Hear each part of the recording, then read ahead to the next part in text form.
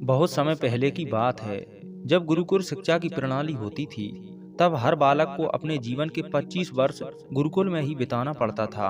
उस समय एक प्रचंड पंडित राधे गुप्त हुआ करते थे, जिनका गुरुकुल बहुत प्रसिद्ध था, जहाँ दूर दूर के राज्य के शिष्य शिक्षा प्राप्त करने आया करते थे।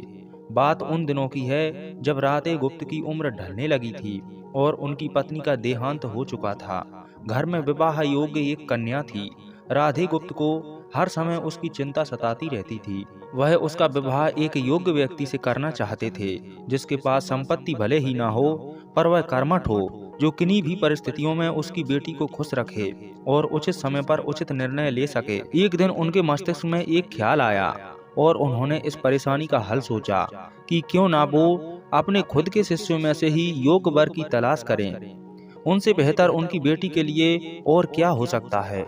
इस कार्य के लिए उन्होंने बुद्धिमानी की परीक्षा लेने का निर्णय किया और सभी शिष्यों को एकत्र किया।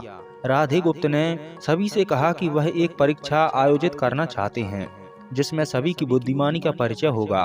उन्होंने सभी से कहा कि उन्हें अपनी पुत्री के विवाह की चिंता है, जिसके लिए उनके पास पर्याप्त धन नहीं है। इसलिए वे चाहते हैं कि उनके शिष्य विवाह में लगने वाली सभी सामग्री कैसे भी करके एकत्र करें, भले उन्हें उसके लिए चोरी करना पड़े, लेकिन उन्हें चोरी करता हुआ कोई देख न सके। इसी एक शर्त का पालन सभी को करना होगा। अगले दिन से सभी शिष्य कार में जुट गए।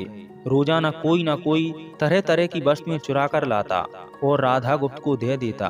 राधा गुप्त उन्हें एक विशेष स्थान पर रख देते, क्योंकि परीक्षा के बाद यह सभी वस्तुएं उनके मालिक को वापस करना जरूरी था, क्योंकि वे अपने शिष्यों को सही ज्ञान देना चाहते थे। सभी शिष्य अपने अपने दिमाग से कार्य करने लगे, लेकिन इनमें से एक चुपचाप गुरुकुल में बैठा रहता था, जिसका नाम था रामास्वामी। वह राधा गुप्त का सबसे करीबी और होनहार छात्र था। उसे ऐसा बैठा देख राधा गुप्त ने इसका कारण पूछा। तब रामास्वामी ने बताया कि आपने परीक्षा की शर्त के रूप में कहा था कि चोरी करते वक्त इसे कोई देख न सके। इस प्रकार अगर हम अकेले भी चोरी करते हैं, तब भी हमारी अंतरात्मा उसे देख रही होती है। हम खुद से उसे नहीं छिपा सकते हैं। इसका अर्थ यही है कि चोरी करना व्यर्थ है। उसकी यह बात सुन राधा गुप्त के चेहरे पर खुशी छा जाती है। वे उसी वक्त सभी को एकत्र करते हैं और पूछते हैं कि आप सबने जो चोरी की, क्या उसे किसी ने देखा? सभी कहते हैं कि नहीं। तब राधा गुप्त कहते हैं कि क्या आप अपने अंतर्मन से भी इस चोरी को छिपा सके? सभी को बात समझ में आ जाती है और सबका सिर नीचे झुक जाता है, सिवाय रामास्वामी के। राधा गुप्त रामास्वामी को बुद्धिमानी की परीक्षा में अव्वल पाते हैं और सभी के सामने कहते हैं कि यह परीक्षा मेरी पुत्री के लिए उचित वर तलाशने के लिए रखी गई थी।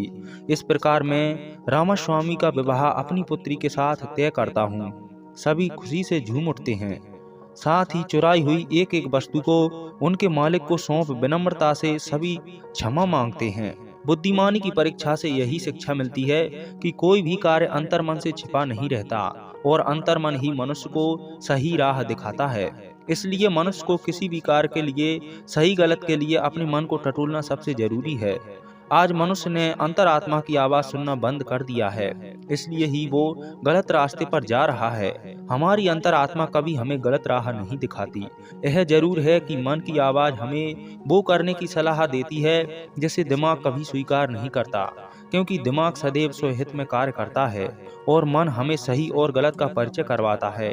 यह सही गलत का परिचय ही हमें सदैव बुराई से दूर रखता है। किसी भी कार्य के पहले हमें मन की आवाज जरूर सुननी चाहिए।